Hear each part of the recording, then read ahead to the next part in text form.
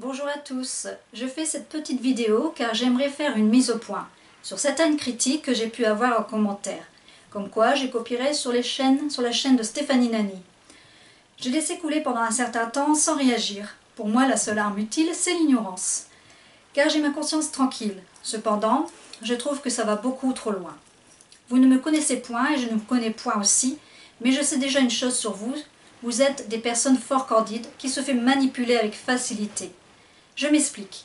Avoir d'un coup une vague de critiques de la part de plusieurs personnes défendant Stéphanie, tout en utilisant les mêmes expressions dans chaque commentaire, me laisse penser que ces personnes se sont sûrement concertées au préalable ou ont été influencées par quelqu'un pour en arriver là. Et on ose me dire de m'appliquer personnellement. Trouvez le paradoxe. J'ai eu l'occasion de m'expliquer avec Stéphanie Nani en privé. Après cela, j'ai remarqué des changements sur ma chaîne et de nombreux dislikes, alors que j'en avais point auparavant. Vous comprenez donc pourquoi je me suis forgé cette opinion.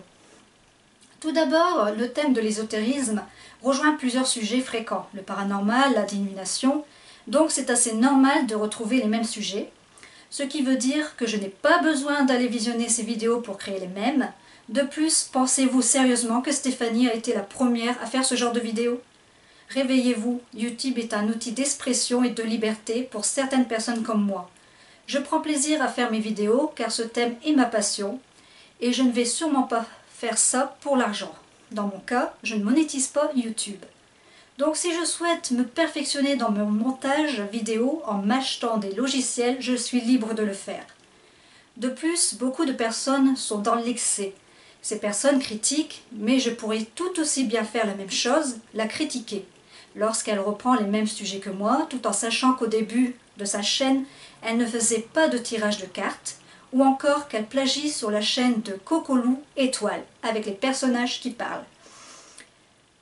Alors, c'est facile de juger et de critiquer une personne sans la connaître. Juger semble être devenu une activité nécessaire dans la société de nos jours, nous permettant de nous forger des opinions sur telle ou telle personne, qui semble procurer chez certains un sentiment de jouissance, voire de supériorité.